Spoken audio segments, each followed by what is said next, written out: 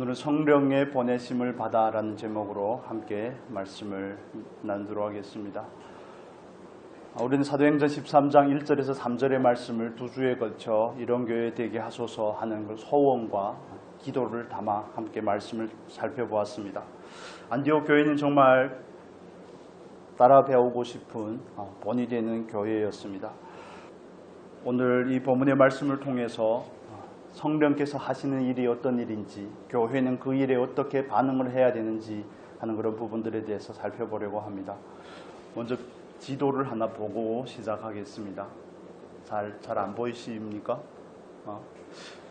사도행전에는 세 번의 바울의 전도 여행과 또 로마까지 네 번째 여행까지 내용이 담겨져 있는데, 이것은 바울과 바나바가 1차 선교 여행을 한 그 코스입니다. 코스를 기억하려고 하는 것이 아니라 오늘 본문에 나오는 이 구브로라는 섬에 대해서 좀 이해를 돕기 위해서 그림을 보여드린 것입니다. 가운데에 있는 키프로스라고 되어 있는 거기가 지중해의 섬입니다. 잘 보이십니까? 잘 보이는 걸로 알겠습니다. 이 구브로라는 섬은 제주도 면적이 한 5배 정도 되는 구리가 많이 나는 곳이고 또 바나바의 고향이기도 하죠. 그들은 성령의 보내심을 받아 구브로, 성경에는 구브로라고 되어 있지만 키프로스라는 이 섬으로 가서 복음을 전하게 되고, 이 코스를 따라서 또 위에 올라가 밤빌리아에 가서 또 복음을 전하고 안디옥으로 돌아오게 됩니다. 자, PPT 이제는 안 보셔도 됩니다. 우리가 먼저 처음에 살펴봐야 될 주제는 선교는 성령님의 일이라는 사실을 먼저 동의하는 데서부터 시작이 되는 것입니다. 성령은 삼위일체 하나님의, 선교는 삼위일체 하나님의 역사이고 하나님의 목적하심입니다. 이 일에 교회가 얼마나 깨어 있느냐, 이 일에 교회가 얼마나 동의하고 받아들이느냐, 이 일에 교회가 얼마나 헌신이 되어 있느냐 하는 것은 굉장히 중요한 문제입니다. 아담과 하와가 타락하고 나서 하나님의 관심은 늘 어떻게 이 타락한 인간들을, 이 인류를 구원할지에 대한 늘 그 마음을 가지고 죄인들을 바라보고 선지자들을 보내고 또 제사장을 보내고 하여서 이 백성들을 어떻게 다시 하나님과의 그 관계의 회복의 자리로 이끌 것인지가 하나님의 늘 관심이었습니다. 그래서 우리는 성경을 구속사라는 안목을 가지고 바라보고 있고, 즉 하나님께서 그 온전한 구원의 성취로서 예수 그리스도를 보낸 사건이 어떻게 보면 가장 놀라운 선교적인 사건이 아닌가 하고 이해할 수가 있습니다. 하나님이신데 하나님의 말씀이 육신이 되어 이 땅 가운데 오셨다는 사실을 어떻게 이해하십니까? 어떻게 죄인들 가운데 와서 죄인들을 구원하기 위해서 하나님이 이 땅에 오시냐고요. 그게 하나님의 영혼들을 구원하기 위한 그 하나님의 애끓는 마음을 표현하기에 그것보다 더 놀라운 일은 없을 것입니다. 우리가 아직 죄인 되었을 때 하나님께서 그 독생자 예수 그리스도를 우리에게 보내주심으로 우리를 향한 자기의 사랑을 증명하신 사건이 아니겠습니까? 그래서 첫 번째 주제는 선교의 주체는 하나님이십니다. 선교를 계획하고 선교를 이루어 가시는 분도 하나님이시지만 선교는 하나님의 역사고 선교는 하나님의 목적하심에 있다는 사실을 우리가 먼저 알 필요가 있는 것입니다. 교회가 선교에 관심이 있느냐 없느냐를 떠나서 더 중요한 것은 거기에 초점을 맞추느냐 맞추지 않느냐보다 더 중요한 것은 교회가 먼저 반드시 인식해야 되는 것은 선교는 하나님의 소원이 있다는 사실을 이해하는 데서부터 시작이 되는 것입니다. 얼마 안 된 안디옥 교회, 이방에 세워진 안디옥 교회가 왜 선교의 전초지의 역할을 할 수 있었을까요? 그들은 하나님의 명령하심을 따라서 하나님께서 선교를 원하신다는 그 사실을 깨달은 데서부터 비로소 시작이 되지 않습니까? 우리 13절의 말씀 한번 다시 보겠습니다. 13장 2절의 말씀 같이 읽겠습니다. 주를 섬겨 금식할 때에 성령이 이르시되 내가 불러 시키는 일을 위하여 바나바와 사울을 따로 세우라 하시니, 얼마 안 된 교회에서 그 교회에서 가장 중요한 지도자인 바나바와 사울을 파송하기를 원하시는 성령의 음성에 그 교회가 동의하는 데서부터 시작이 되는 것입니다. 하나님은 잃어버린 영혼들을 향한 그 애타는 마음을 늘 갖고 계시고 그들을 어떻게 하나님 앞으로 다시 돌아오게 할지가 하나님의 관심인 것입니다. 그런데 오늘날의 저와 여러분은, 오늘날의 교회는 거기에 과연 관심을 가지고 있는지 이 질문을 우리가 가져보면 좋겠습니다. 하나님의 목적하심은 성교에 있습니다. 하나님의 목적하심은 계획하심은 하나님의 뜻은 영혼 구원에 있습니다. 그 영혼 구원이라는 그 놀라운 사역을 위해서 하나님은 오늘날도 교회를 돌보시고 교회를 통해서 선교사들을 파송하시고 하시지만, 그러나 그 근원적인 그 뿌리는 하나님에게서부터 비롯된다는 것입니다. 교회가 선교사를 많이 파송했다고 또 선교의 일을 많이 감당한다고 자랑할 것이 아니라 그건 하나님의 마음인 것입니다. 하나님의 목적하심인 겁니다. 그 마음을 헤아리지 못하는 교회는 잘못 가고 있는 것이 아니겠습니까? 우리는 거기에 근신하게 깨어있자는 것입니다. 하나님께서 그 일을 얼마나 원하시는지, 오죽이면 아들까지 보내시겠습니까? 독생자 아들을 보내시는 그 아버지의 마음을 우리가 좀 이해를 해보시면 좋겠습니다. 다른 의미로 하나님께서 그 잃어버린 한 영혼을 향한 그 애타는 그 마음을, 그 심정을 우리가 조금이라도 만져보면 좋겠습니다. 우리가 불신자들을 위해서 기도하고 전도 대상자들을 위해서 기도하는 것은 그냥 교회의 프로그램이고 형식이 아닙니다.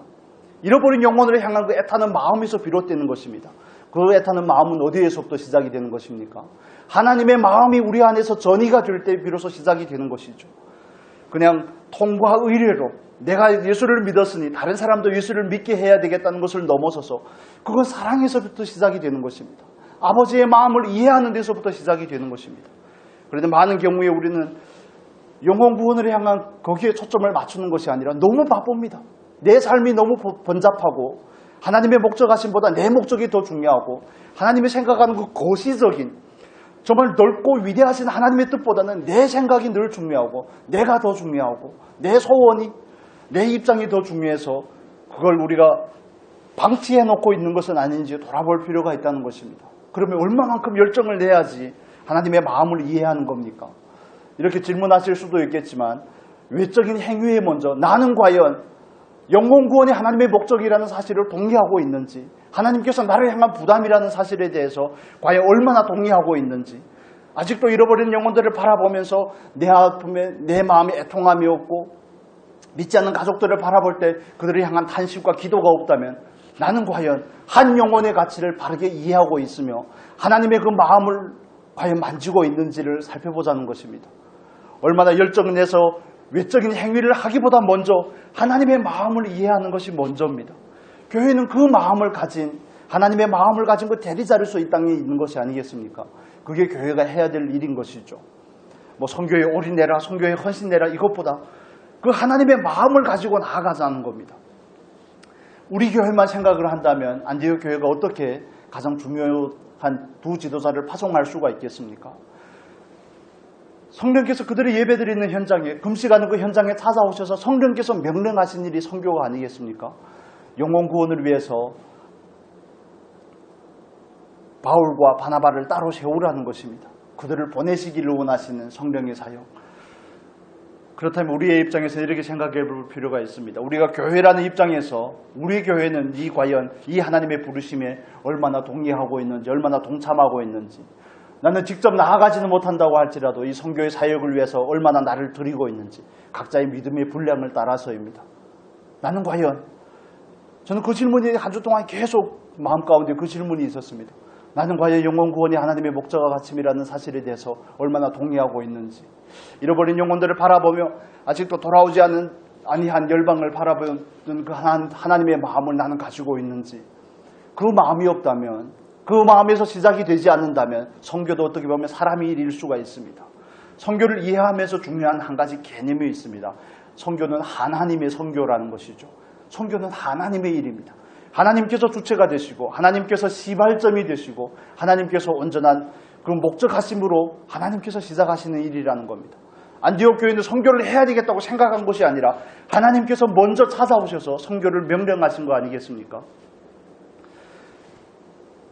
정말 명령하시는 하나님도 대단하시지만 그 명령에 금식하며 기도하며 그 명령에 순종하고자 하는 그 교회가 얼마나 성숙한 모습인지 우리가 또한 살펴볼 필요가 있겠습니다. 저와 여러분도, 우리가 섬기는 이 교회도 하나님 앞에 그 하나님의 부르심에, 그 부르심을 분별하고자, 무엇이 하나님의 뜻인지를 분별하고자 금식하며 기도하며 반응하고자 하는, 하나님의 뜻이라면 순종하겠습니다 하는 그 마음가짐을 가질 수 있는 우리 교회가 되었으면 좋겠습니다. 또한 우리 각자의 교회가 되었으면 좋겠습니다. 여러분, 우리는 하나님을 섬깁니다. 이 땅에서 하나님을 섬기며 하나님의 형상을 가지고 이 땅을 살아가는 것입니다. 그 하나님의 마음을 가지고 이 땅을 살아가는 것이죠.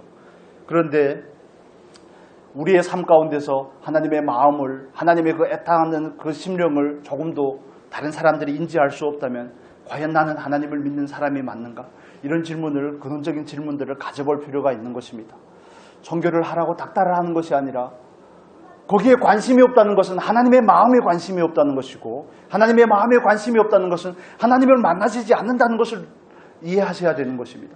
그 근원적인 회복에서부터 우리가, 근원적인 부분에서부터 회복하고자 여러분에게 말씀을 드리는 것입니다. 정말 하나님을 만나고 하나님의 마음을 만지는데 잃어버린 영혼들을 향한 부담이 없다면 과연 하나님을 만난 것이 맞는지 하는 질문을 가지자는 것입니다. 여러분, 하나님의 선교입니다. 하나님께서 그 일을 하시기를 원하십니다.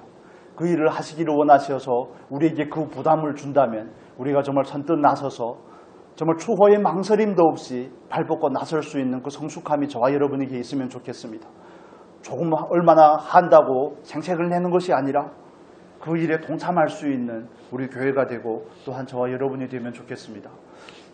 처음부터 너무 열을 내면 안 되는데 정말 늘 애타는 게 이 마음입니다. 내 자녀, 내 가정, 내 삶, 내 직장, 내 건강, 모든 것이 내 중심으로 돌아가다 보니까 그 하나님의 나라, 하나님의 영광, 하나님의 뜻이 이 땅 가운데 이루어지는 일에는 우리는 늘 뒷전입니다. 늘 내가 앞서 있죠. 내 생각이 앞서 있고 내 판단과 내 계획이 앞서 있고, 아니요, 그걸 판을 뒤집으셔야 되는 것입니다. 판을 뒤집어서 하나님의 그 영원하고 크신 그 목적 안에서 내 삶을 바라보면 내 삶의 자리가 선교의 자리라는 사실을 비로소 인식하게 될 것입니다. 내가 바로 선교사로 부름을 받았다는 사실을, 내가 하나님의 그 소명을 가지고 이 땅 가운데 보내심을 받았다는 사실에 동의하게 될 것입니다. 그 틀을 바꾸는 일을 먼저 해야 되는 것입니다.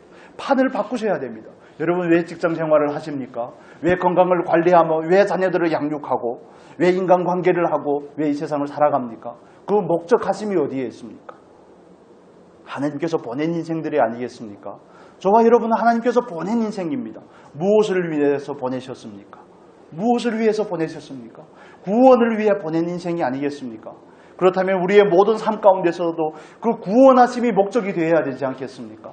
내가 구원을 받았다고 만족하는 것이 아니라 나를 통하여 다른 사람이 구원받기를, 내가 하나님 앞에 온전한 구원에 동참하는 사람으로 더욱 성숙하게 세워져 가기를, 때로는 하나님께서 우리에게 헌신하라는 부담을 주더라도 내가 성숙한 자리에 있지 아니하면, 내가 헌신된 자리에 있지 아니하면 전혀 참여할 수가 없습니다.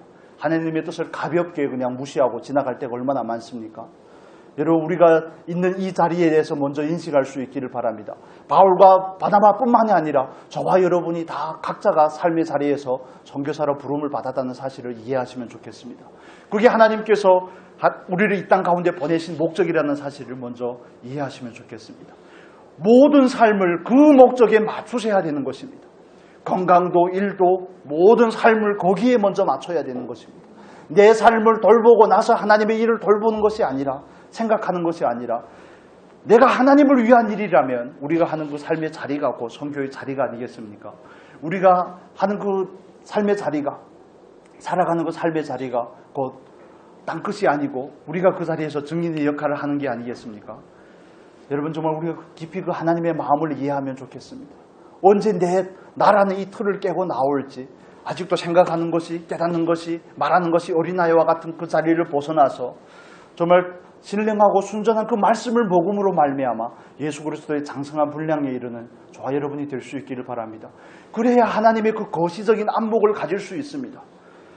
여러분, 우리가 신앙생활을 하면서 늘 경계해야 될 것이 있습니다. 교만입니다. 교만. 나는 그래도 괜찮다고 생각한다든지, 나는 그래도 깨어있다고 생각한다든지, 나는 그래도 헌신이 되었다고 생각한다든지, 아니요, 그렇지 않습니다. 속고 있는 것입니다. 우리는 부단히 끊임없이 나아가야 되는 것입니다.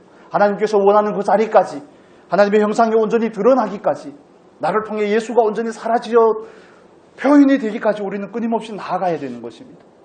그래서 나의 작은 깨달음을, 나의 작은 성숙함을, 나의 작은 헌신을 하나님 앞에서 사랑하지 않고 또 온전한 자리로 나아갈 수 있기를 바랍니다.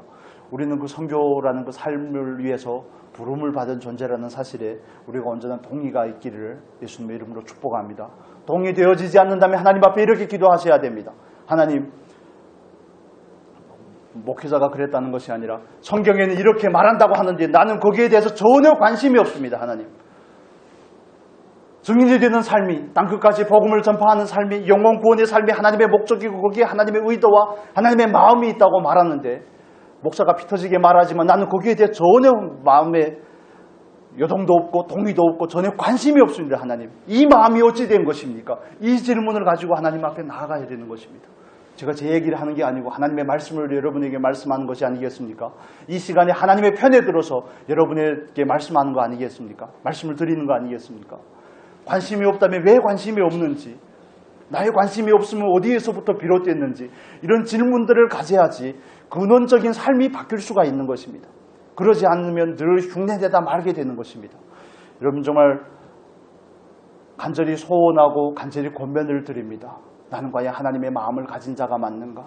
나는 잃어버린 짐 나간 그 아들을 바라보는가? 아비의 심령으로 잃어버린 영혼들을 바라보고 있는가? 하나님께서도 오늘도 애타게 자기의 종들을 세계의 방방곳곳에 보내며 잃어버린 영혼들을 구원하려고 하는 사역을 위해서 나는 뭐 기도로 동참하고 있는가? 나의 헌신은 어디까지인가? 이런 부분들을 점검할 수 있는 은혜가 있으면 좋겠습니다. 안 된다면 그 일을 위해서 먼저 기도를 하셔야 되는 부분의 문제이죠. 그렇습니다. 첫 번째 영혼은 선교가, 첫 번째 목적은, 주제는 선교가 하나님의 목적이라는 것입니다. 성령이 주체가 되는 것입니다. 교회가 주체가 되고 특정한 목회자가, 특정한 사람이 주체가 되고 하는 것이 아니라 성령께서 명하신 일입니다. 예수님의 지상명령이라고 우리가 말하지 않습니까? 마태복음 28장 19절에서 20절 뭐라고 말씀합니까? 땅끝까지 이르러. 그건 1장 8절이죠. 마태복음 마지막, 사복음서의 모든 마지막에는 열방을 향해 나아갈 그 명령을 하고 있다는 사실을 우리가 볼 때 예수님께서 그 일을 얼마나 중요하게 여기는지를 알 수가 있을 것입니다. 사도행전 1장 8절도 마찬가지죠. 성령이 너희에게 임하시면 땅끝까지 이르러 증인이 되라는 것이 하나님의 명령이 아니겠습니까? 그렇다면 그 하나님을 믿는데 나는 그 명령에 대해서 아무 부담도 없다. 물론 여러분께서 부담을 가지고 계시고 지금 헌신하고 계시는 걸 저도 잘 압니다. 그렇지만 혹여나 그러지 않다면 우리가 하나님 앞에서 점검을 해보자는 것입니다. 오늘 본문의 말씀을 한번 다시 와서 보겠습니다. 4절의 말씀 보겠습니다. 두 사람이 성령의 보내심을 받아 실루기아에 내려가 거기서 배 타고 구브로에 가서, 성령께서 주체가 되어서 바나바와 사울을 보내시는 겁니다. 그들이 어디에 가고자, 성령께서 어디에 가라고 명하신 것이 아닙니다. 성령께서 가라고 하니 가는 겁니다. 여러분 이해가 되십니까?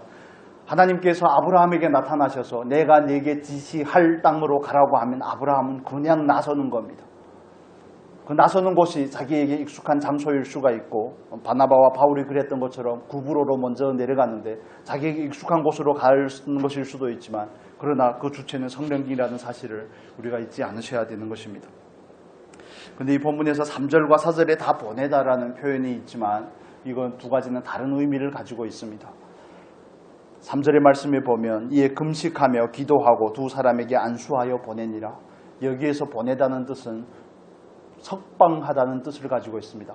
풀어놓다라는 뜻을 가지고 있습니다. 바나바와 바울이 안디옥 교회에서 중요한 사람이지만 그들을 풀어놓으라는 하나님의 명령하심인 것이죠.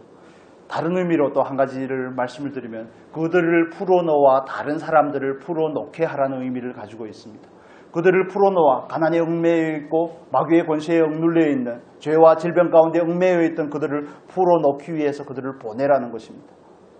여러분, 우리는 그 목적을 위해서 하나님 앞에 부르심을 받았습니다. 여러분, 우리가 먼저 하나님 앞에서 자유함이 있어야지 다른 사람을 이 자유함으로 초대할 수가 있습니다. 이건 결코 간단한 문제가 아니죠. 하나님께서 우리를 먼저 풀어놓으신 것은, 죄와 사망의 권세 가운데서 풀어놓은 것은 우리로 하여금 다른 사람을 풀어놓아 다니게 하게끔 하기 위함인 줄로 믿습니다. 그걸 위해서 우리가 보내심을 받았습니다. 자꾸 이 주제가 강조가 되는데, 여러분, 성령께서 보내셨다고 모든 일이 형통하고 모든 일이 순탄한 것이 아니라는 것을 오늘 본문을 우리에게도 가르쳐주고 있습니다. 그들이 구브로에 가서 복음을 전파하는데 오늘 본문에는 전혀 열매가 보이지 않죠. 구브로에 총독인 서기오 바울만 이 복음에 관심을 가질 뿐입니다. 우리 본문의 말씀 잠깐 보겠습니다. 7절의 말씀을 보겠습니다. 같이 읽겠습니다. 그가 총독 서기오 바울과 함께 있으니 서기오 바울은 지에 있는 사람이라 바나바와 사울을 불러 하나님의 말씀을 듣고자 하더라. 총독의 자리에 있지만 그는 하나님의 말씀에 관심을 가졌던 것으로 보입니다. 더 확대 해석은 하지 않겠습니다. 어떤 이유 때문인지는 성경이 우리에게 분명하게 말해주고 있지 않기 때문에 우리가 여기서 추론할 수 있는 것은 옛날에 모든 왕들이 그랬듯이 왕들의 옆에는 사제가 늘 따라다닙니다.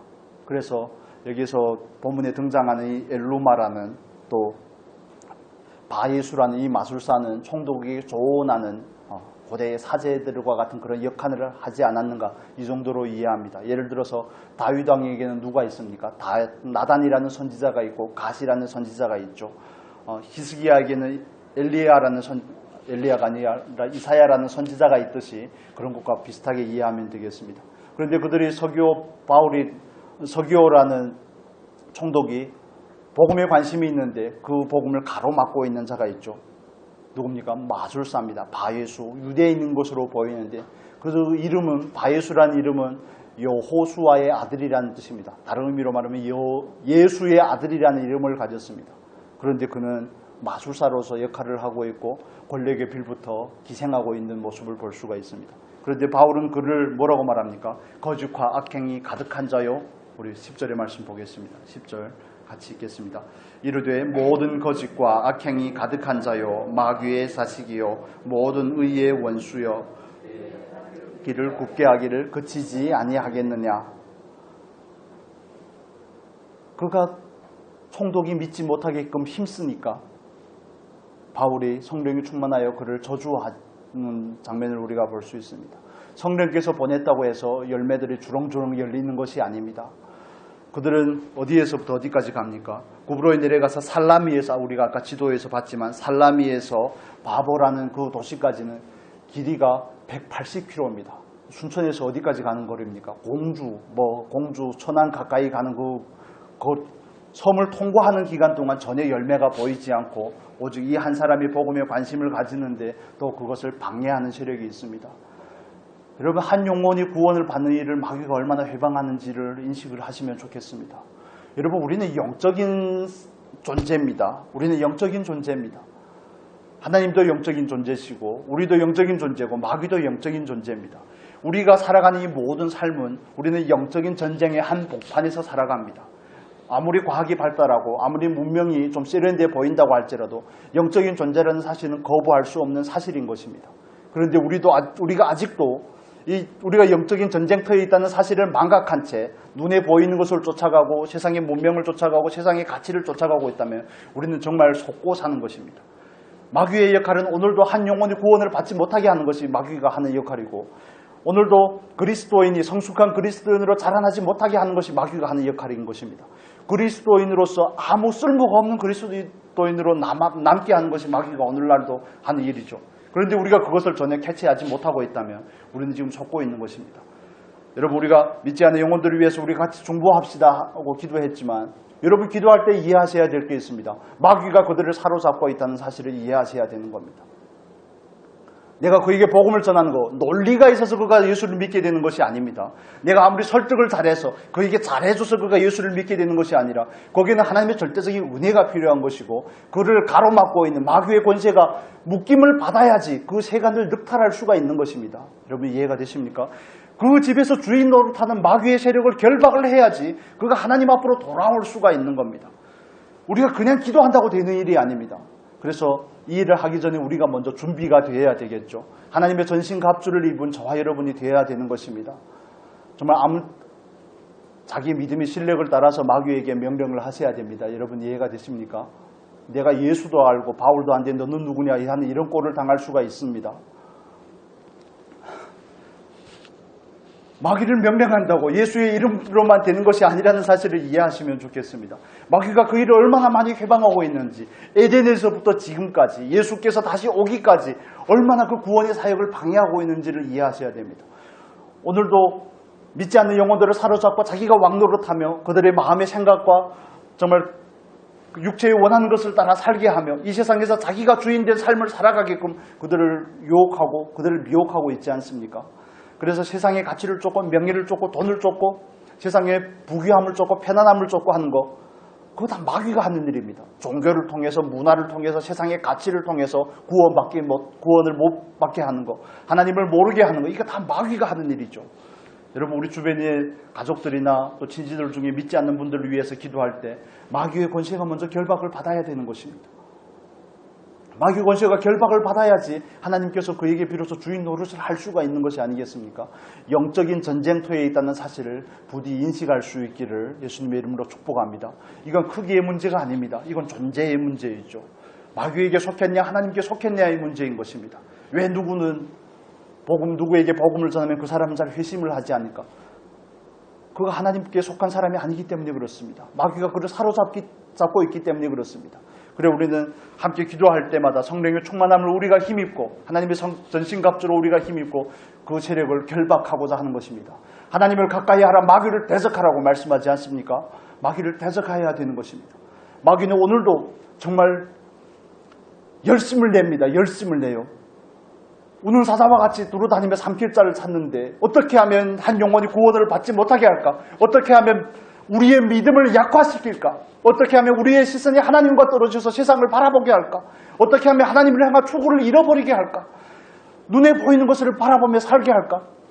하나님을 향한 그 소망이 아니라 이 땅에 소망을 두고 살아가게 할까? 마귀가 온통 이 짓을 하고 돌아다니는데 우리는 거기에 전혀 깨어있지 못하는 것이죠. 몸이 조금만 아프면 얼마나 놀랍니까? 얼마나 몸에는 민감합니까? 세상의 유행에는 얼마나 민감합니까? 우리 교회는 그러지 않겠지만 옆집 아줌마를 보니까, 아주머니를 보니까 어떤 가방을 들었던데 내 가방은 아직도 이런, 전혀 동의가 되지 않으시네요. 다른 사람은 어떻게 치장을 하든지 머리 스타일은 어떻게 바뀌던데 옷은 어떻게 바뀌고 얼마나 세련되던데 다른 집은 평수가 늘어가고 차가 바뀌고 하는데 내 관심은, 여러분, 마귀가 하고 있다는 사실을 이해하셔야 되는 것입니다. 자녀들이 하나님을 잘 믿지 않는데도 전혀 마음에 부담이 없다. 여러분, 속고 있는 겁니다. 이해하시면 좋겠습니다. 충격을 받으셔도 좋습니다. 상처를 받으셔도 괜찮다고 생각을 합니다.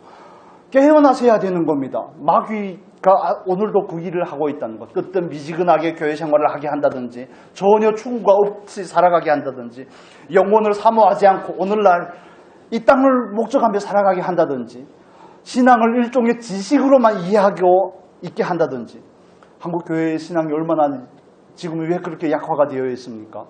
하나님의 존재가 잘 드러나지 않고 있습니다. 하나님의 그 역동하심을, 신앙의 야성을 잃어버렸습니다. 온통 지식이며 학문이며 학벌이며 논리가 판을 치고 있습니다. 하나님은 살아계신 하나님이신데, 오늘도 살아 역사하시는 하나님인데 논리가 어떻는지, 구조가 어떻는지 이런 것을 따져가면서 목회자의 학력이 어떻는지, 얼마나 많이 배웠는지를 따라가면서 야성을 잃어버리고 있습니다. 하나님은 살아계신 하나님이라는 사실을 여러분이 이해하시면 좋겠습니다. 하나님을 향한 모든 추구를 잃어버리게 하는 일, 마귀가 하는 일입니다.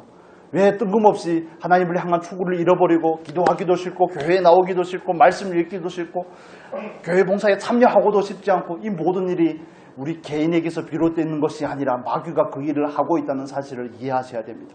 어떻게 우리의 신앙을 약화시킬 것인지, 어떻게 한 사람이 구원을 못 받게 할 것인지, 우는 사자와 같이 두루다니면서 삼킬자를 찾는 그 마귀의 그 짓거리에 대해서 우리는 정말 근신하게 깨어 있어야 되는 것입니다. 정말 속상한 게 그런 겁니다. 분명히 아니라는 사실을 아는데 아닌 척하는 거 있죠. 일종의 자기 위안이고 자기 기만입니다. 그건 구체적인 예를 말씀을 드리면, 정말 부모로서 얼마나 많은 안타까움을 가지겠습니까? 중국에서도 여러 교회들을 가보면 자기 자녀들을 위해서 기도해 주시라는 그런 분들이 많이 있죠. 그러면서 자녀들에 대해서 여쭤보면 믿는데요. 세례도 받았고 믿는다고 하는데 교회는 안 나오고 예배는 안 드린다고. 그런데 그 세월이 얼마냐 하니까 오래됐다고 이런 얘기를 합니다. 부모 마음에서야 얼마나 그 사실을 부인하고 싶겠습니까? 어떻게 하든지 그가 구원받은 백성이라는 일말의 희망이라도 정말 갖고 싶은 마음이 충분히 이해가 됩니다.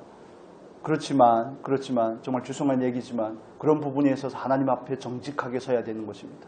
하나님, 내 자녀가 과연 구원받은 백성이 맞는지 하나님 깨닫게 하여 주시옵소서. 교회를 나온다고 구원받는 것이 아니라 예수를 믿어야 구원받는 거 아니겠습니까? 예수를 나의 구주로 고백해야지 구원을 받는 것입니다. 그래야지 하나님의 백성이 되는 것입니다.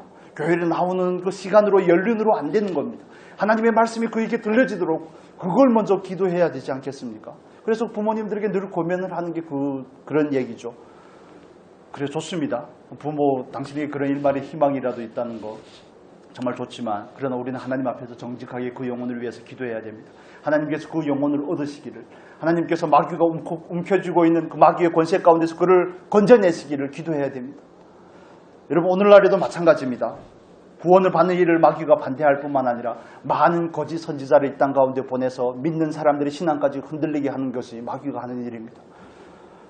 마태복음 24장의 말씀 보겠습니다. 마태복음 24장.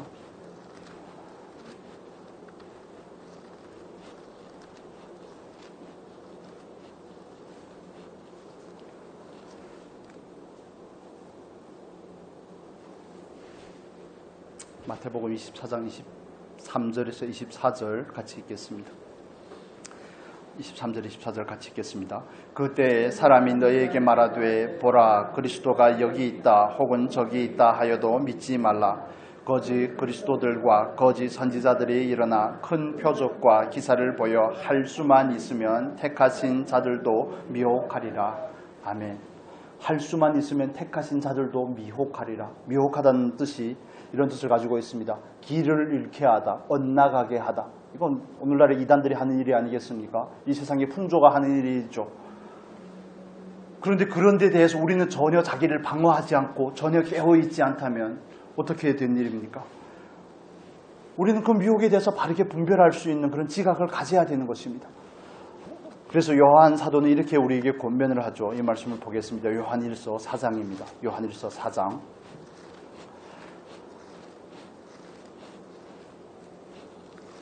요한일서 4장 1절의 말씀을 보겠습니다. 요한일서 4장 1절 같이 읽겠습니다. 사랑하는 자들아 영을 다 믿지 말고 오직 영들이 하나님께 속하였나 분별하라. 많은 거짓 선지자가 세상에 나왔습니다. 아멘. 요한의 권면은 이렇습니다. 영마다 다 믿지 말고 뭐라고요? 그 영들이 하나님께 속해 있는지 분별하라고 말합니다. 분별하다, 시험하다, 입증하다, 검사하다. 이건 명령입니다. 능동적으로 해야 될 일이라는 사실을 성경은 우리에게 증인하고 있습니다. 어떻게 분별할 수가 있습니까? 분별하기 위해서는 기준이 있어야 됩니다. 그 기준은 뭡니까? 기준은 유일하신 하나님의 말씀이 기준입니다.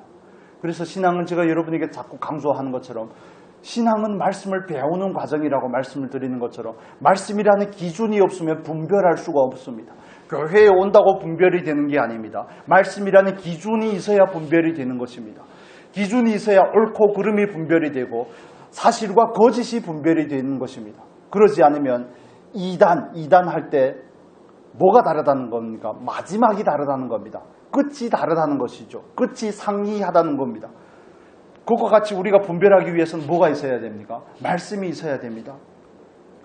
분별하는 것은 적극적으로 하고 능동적으로 해야 될 일이라는 사실을 기억하셔야 됩니다. 그래서 내 안에 말씀이 없으면 분별할 수가 없습니다. 아이고 요즘에 자녀들의 신앙이 좀 떨어졌나 보다. 아직 믿지 않는 분들은 언젠가는 믿겠지. 방치하고 있다든지 체념하고 있다든지 그냥 내려놓고 있다면 마귀에게 속고 있는 것입니다. 그리스도인으로서의 책무를 바르게 감당하고 있는 것이 아니라는 사실입니다. 저도 이 말씀 앞에 너무너무 부끄럽습니다. 믿지 않는 영혼들을 위해서, 가족들을 위해서 기도하지 못하는 것, 때로는 정말 체념하고 내려놓는 것, 이런 것 때문에 너무 속상합니다. 자신의 연약함 때문에 속상하죠. 그렇지만 이 말씀 앞에 다시 돌아와서 내가 먼저 분별하고 믿는 사람이 깨어있지 않으면 믿지 않는 사람이 어떻게 하겠습니까? 부모가 신앙에 바르게 깨어있지 않으면 자녀들이 어떻게 하겠습니까? 정말 애통하는 마음을 가져주시기를 바랍니다. 자녀 교육이 교회에만 맡겨서 되는 게 아닙니다. 부모가 교육을 해야 되는 것입니다. 말씀으로. 그런데 부모도 휘청휘청 하는데 어떻게 자녀들을 바르게 세우겠습니까?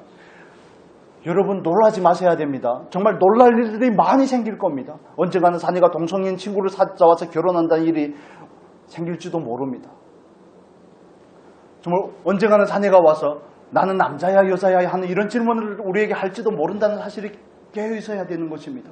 마귀는 끊임없이 미혹하려고 하고 있는데 내가 가치관에 바르게 서서 분별하지 못한다면 어떻게 자녀들에게 바른 기준을 알려줄 수 있겠으며 어떻게 자녀들에게 바른 기준을 심어줄 수가 있겠습니까? 그래서 우리는 말씀으로 돌아가야 되는 것입니다.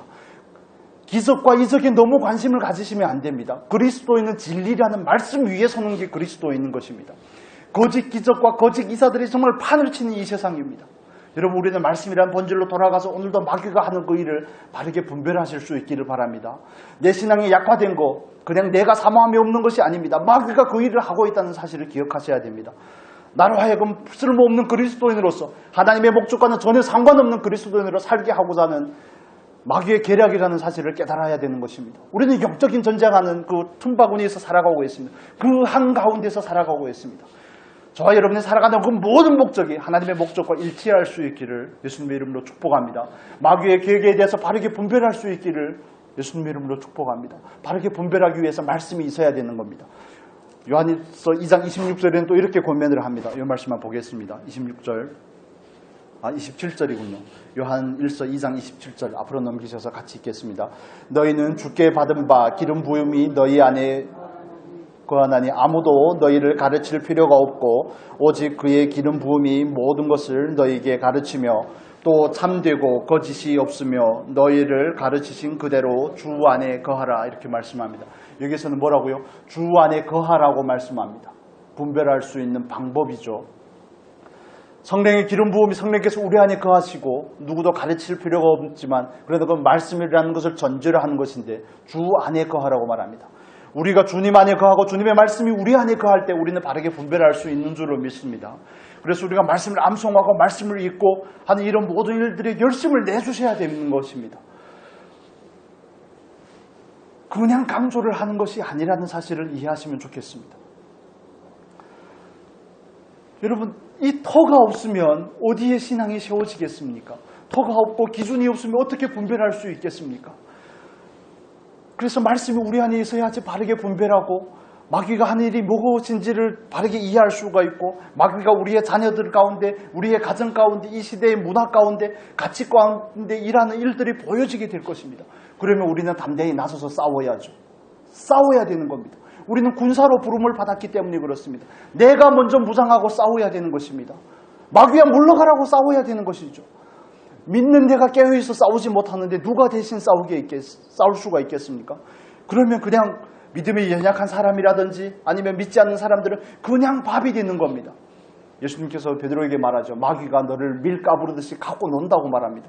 여러분, 우리는 그런 그리스도인이 되어서는 안 됩니다.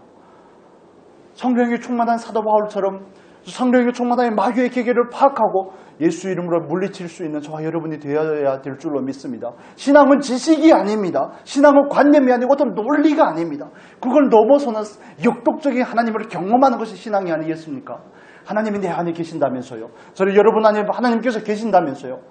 그런데 그런 불의한 상황들을 바라보며 마귀가 판치고 있는데 조금 더 화나지 않습니까? 열받아야 정상인 것입니다. 열받으셔야 정상인 것입니다. 깨어있는 그리스도인이라면 방치하고 살아갈 수가 없습니다. 언젠간 되겠지. 물론 내려놓고 하나님께 맡기는 아뢰미 있지만 그러나 그 아뢰미라는 거 한 번 말하고 그냥 기도하고 내팽개치는 게 아니지 않습니까? 끝까지 쫓아가서 밀어붙여야죠. 끝까지 쫓아가서 밀어붙여야죠. 모든 걸 내려놓고 체념하고 있으면 안 된다는 사실을 이해하시면 좋겠습니다.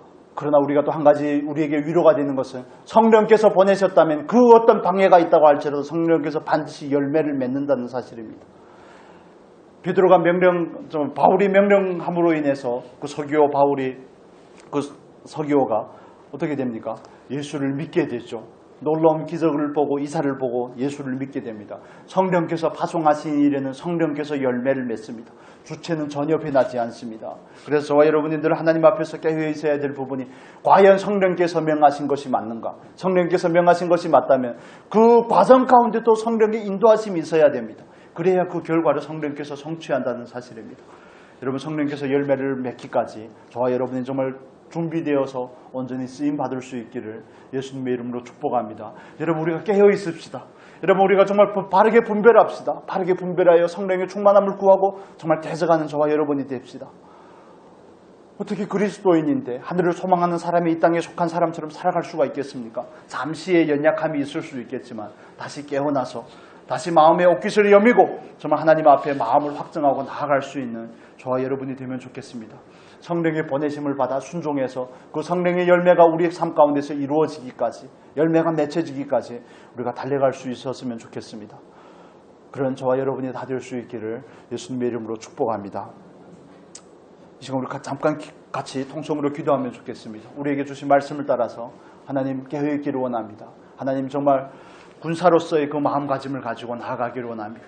하나님의 그 마음을 가지고 불쌍한 영혼들을 향하여 나아가기를 원합니다. 우리 같이 기도하겠습니다.